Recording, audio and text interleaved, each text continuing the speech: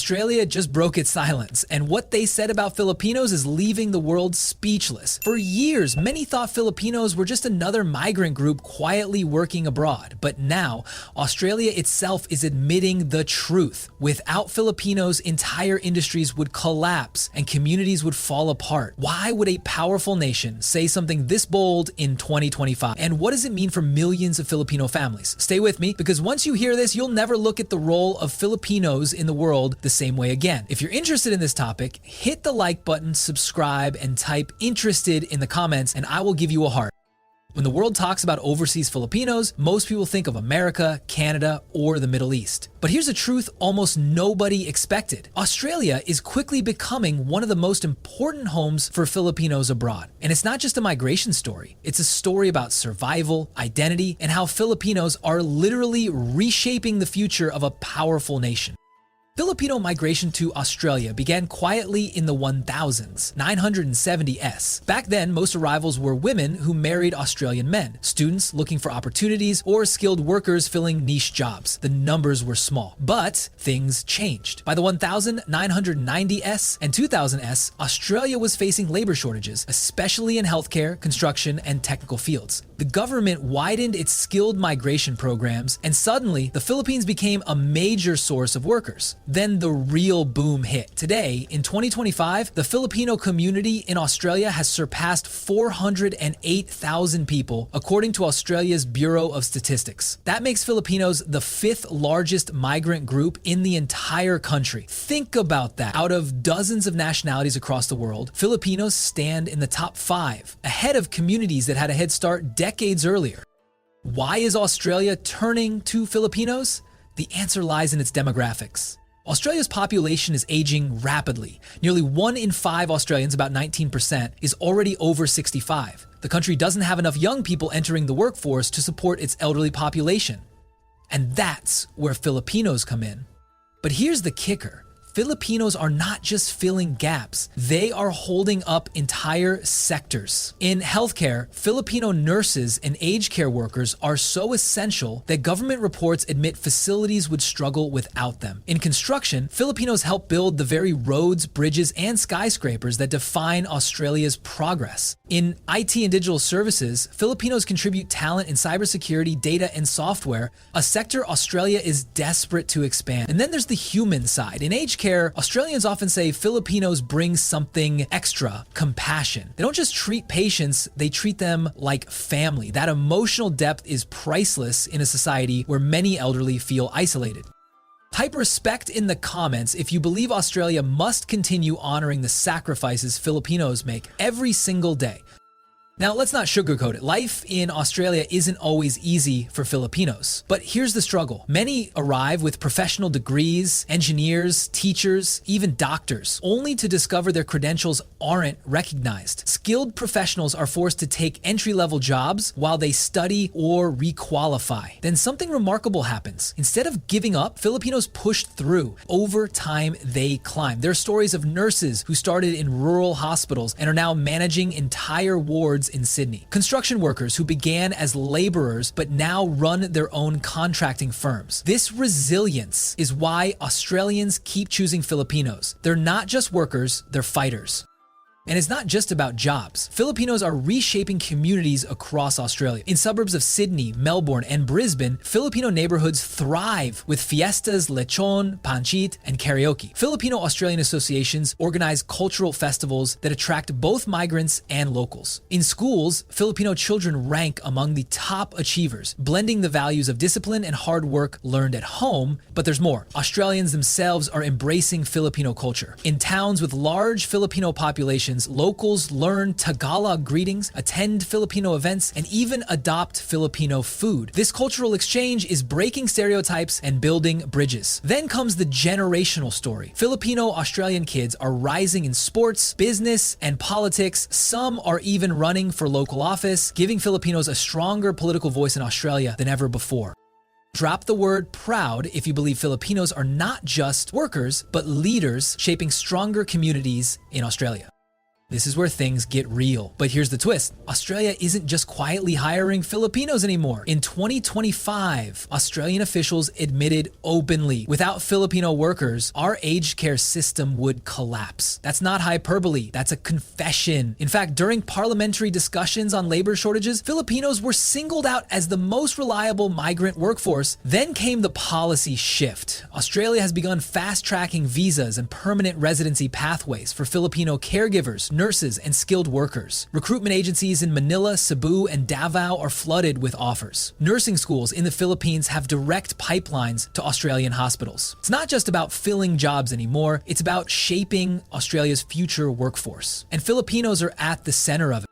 But let's zoom out. For every success story, there are emotional sacrifices too. Mothers leaving their children behind to work in aged care. Fathers missing milestones back home while building roads in Perth. Couples juggling long-distance relationships just to make ends meet. But then many Filipinos reunite their families in Australia through permanent residency. Slowly, they plant roots. They buy houses, start businesses, and build lives that bridge two worlds. Filipino at heart, Australian in opportunity. By 2025, Filipino Australians aren't just migrants, they're citizens, leaders, and cultural ambassadors.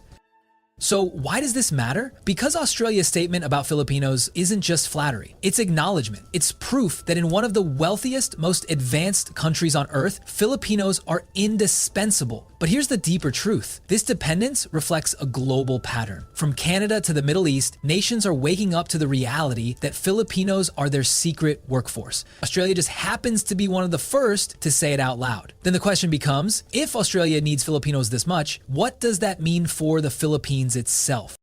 Comment future if you believe the success of Filipinos abroad is also the key to the Philippines' future strength. We've traced the journey from small migrant waves in the 1970s to a thriving community of nearly 500,000 today. Filipinos are not just blending into Australian life, they're redefining it. Australia isn't just hiring workers, it's building its future around Filipinos. But here's the cliffhanger. In segment 2, we'll uncover what Australia admitted in 2025, the shocking policies, the open praise, and why Filipinos are suddenly being fast-tracked for opportunities that no other community is getting. In 2025, Australia is facing a crisis it can no longer ignore. And in that crisis, Filipinos have become the solution. For years, Australian leaders praised migrants in general terms. But this year, the government finally admitted something that caught everyone's attention. Without Filipinos, Australia's aged care system, health sector, and even parts of its economy would collapse. That's not a casual statement, that's an admission of dependence. And it tells us everything about how much the Filipino community has become part of the nation's backbone.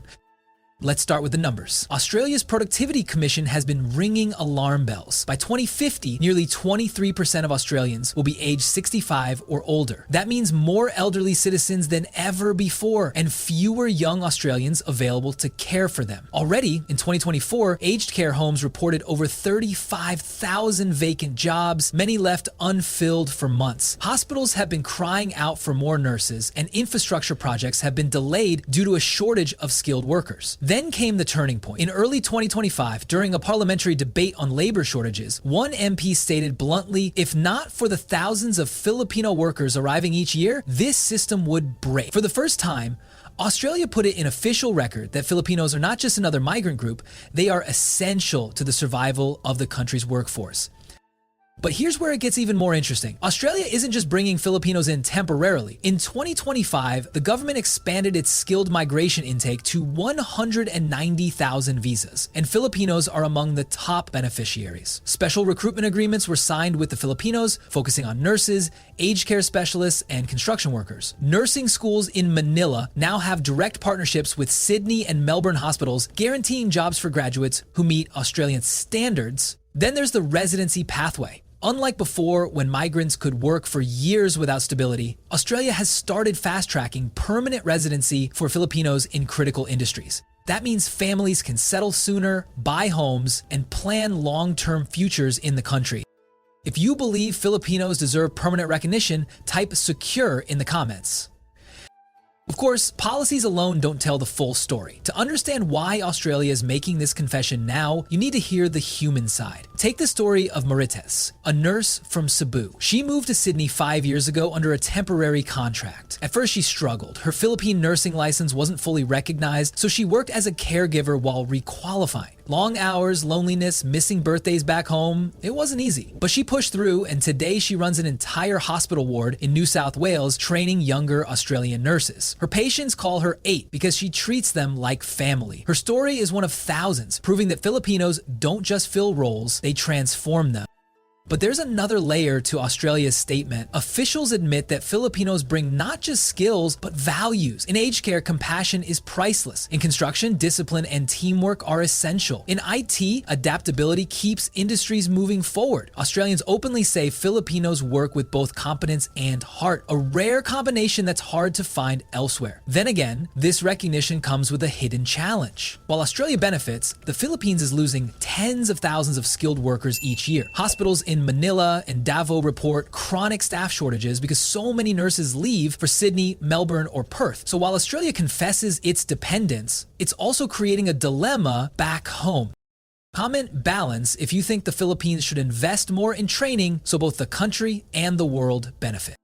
The shock of 2025 isn't just what Australia said, but what it's doing. Fast-tracking Filipinos means reshaping communities. Cities like Melbourne and Perth already have strong Filipino associations, but now smaller towns are seeing new arrivals. Imagine a rural community in Queensland, once struggling to keep its only hospital open, now staffed by a team of Filipino nurses. Or a construction site in Western Australia that was months behind schedule until a Filipino crew stepped in. Australians are noticing, and they're saying it out loud. Some may debate immigration in general, but when it comes to Filipinos, the tone is different, respectful, grateful, even protective.